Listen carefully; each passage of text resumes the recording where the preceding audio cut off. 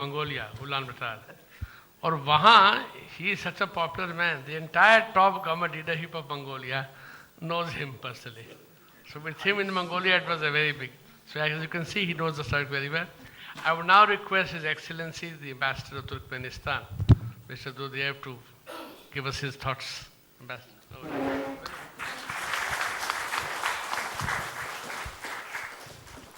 Good evening.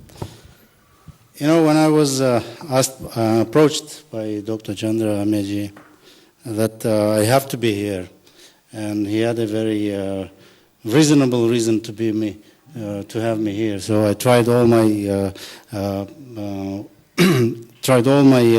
efforts and just to go through all these havocs of the Delhi roads, but I tried to be with him and to support him in his endeavor.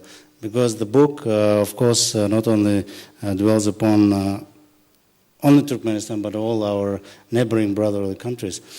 Of course, for Turkmenistan is to be one of a part of this is of great importance in the sense that already the panelists already mentioned a lot about connections, history, cultures, and many other aspects of our being together for thousands of years. Of course, these days, what is it happening on the ground of maybe a little bit different that used to be some thousands of years ago. But the essence of those relations remain the same, that we are all open to each other, we have our open hearts to each other, we have similar-minded, very close thoughts about the structure of the world, its functioning, its being and well-being, prosperity for all, equality, and all these kind of things. But of course, there are many other local considerations and questions that might be of interest to many of you sitting here, and I believe that those who are gathered here mainly are looking for some new inputs about this region that we are looking at. From my part, I would like to say that it is probably not a coincidence that just yesterday and today in Turkmenistan we are having a very interesting event going on, and that is the opening of the Turkmenbashi seaport, international seaport. It is a very big infrastructural project that was taken by the government of Turkmenistan in order to enhance our capability to be a kind of a connecting point between north and south. And all our efforts in the country are all aimed at trying to bring all these countries to the south and southeast with the countries towards north. Although we may not be a member of North-South International Corridor that already was mentioned, but at the same time we are now working towards joining this organization, but at the same time, again, we are doing everything that we are probably capable of in building the infrastructure and making available them all those local facilities for everyone who is willing to do more trade and more connectivity with each other. Of course, there were some other mentioned areas like energy cooperation, and even that it was mentioned that some cargo which goes from India towards Central Asia better delivered through China. And I will tell you another story about it. It's that if you look at this, that some years ago when I met one of the retired army generals, he said that, you know, I would not be wondering if one day we all have Turkmen gas burning in India through China. So this is something that, interesting point, and I would like to say that the Turkmen gas now burns in Hong Kong, about 7,000 kilometers away from the Galkanish field, that is the center, that is the source of the gas, instead of the Dowletabad, if I may just correct. So these kind of things are happening on the ground, and we're all dependent on energy, that is for sure, and God did not bless India with abundance of that natural gas, but instead it gave something else to India. And that something else is giving us a sort of an opportunity to open up to each other, to go further with each other, just to try to balance each other in many ways.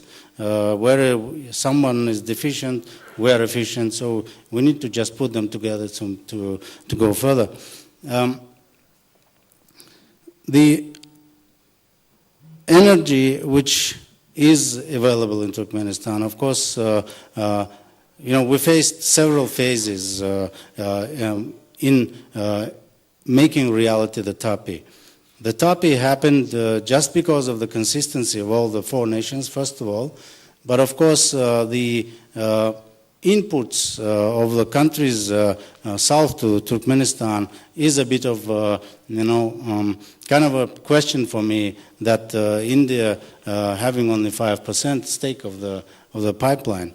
That is a little bit, for me, I'm feeling a little bit uncomfortable with this. So I think Turkmenistan is ready to provide up to 49% of the stakes in this pipeline. And it is, but we need to be a little bit more consistent in that approach towards having and making this all energy available to India. And plus to it, it is the clean energy and safe energy.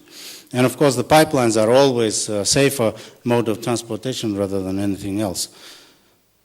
Going towards the culture and connectivity in a sense of the air connectivity.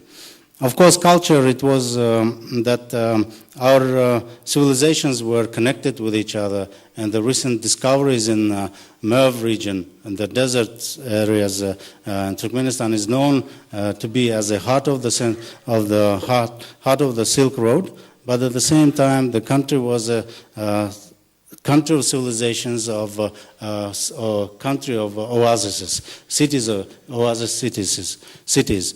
So this all makes us, in a sense that whatever was discovered in that areas very much resembles everything that happened here in India.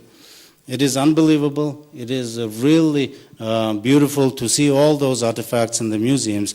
And some time ago, Dr. Radha Raina, she wrote a book about the historical and civilizational relations between Turkmenistan and India, and she discovered so much that in the museums artifacts that we have displayed in our national museums over there resemble everything whatever is found here in India. And of course, Buddhism was one part of it, and not limited to it before the advent of Islam in our region. But Buddhism took such a important period in our life that it developed into something very much different, and it gave us some sort of a fusion of all kind of religions and all kind of cultures together. That binds us together, and of course, Raj Kapoor is just one of those examples. Or Jimmy or anyone else, just one simple examples that how people still, trouble in their hearts once they hear the Indian cultural force. There is a real force that attaches us to each other, and this is very important. That I like very much. Connectivity in a sense of the airlines. Of course, Ambassador Ashokji was saying about the connectivity of Kazakhstan and Turkmenistan. I would like to say that Turkmenistan Airlines became probably the stone on which the Amritsar airport was built, actually. So this is a real story that happened, and since 2000, I remember the first airline representative telling me that how he was going into the airport having a key in his hand without no police, no customs. He was just going towards this small door, opening up the gates and letting the passengers to go in. And now look what is happening in Amritsar these days.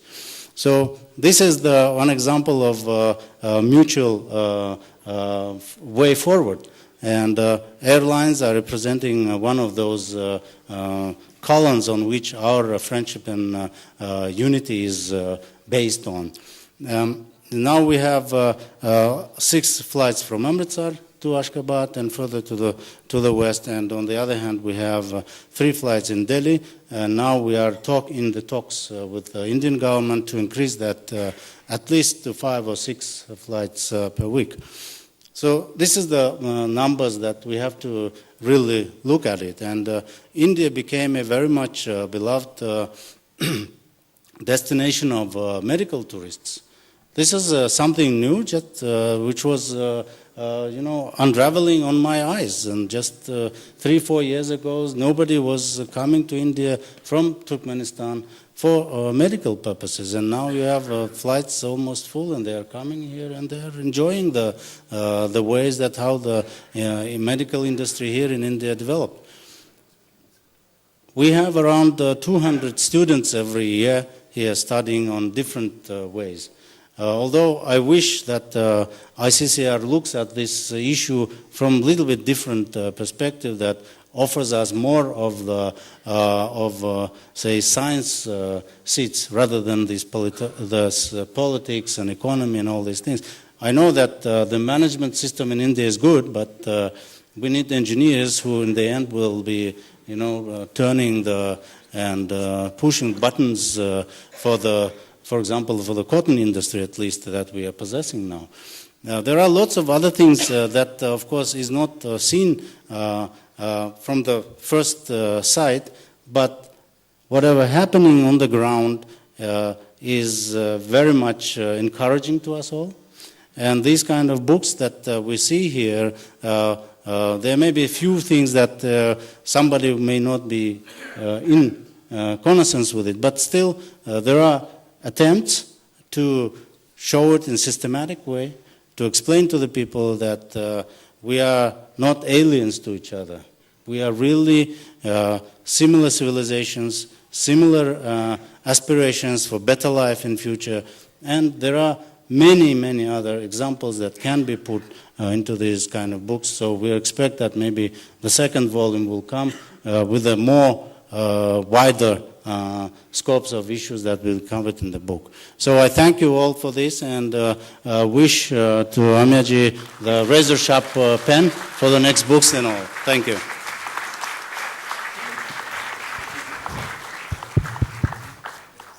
Thank you, Ambassador. Very good to know so many developments happening. In fact, certainly, Shamil, lots of changes are happening for those of us who follow it a little bit. I think the president of Uzbekistan visited Tajikistan. That itself, for people who don't know the region, is a very, very important development. And I think Turkmenistan and Iran have also signed important agreements on swapping of natural gas and electricity. So there are a lot of things happening in those areas, and we should be aware of what is happening and try to take part in it. We have 10 more minutes, so we can take a few questions. Agar koi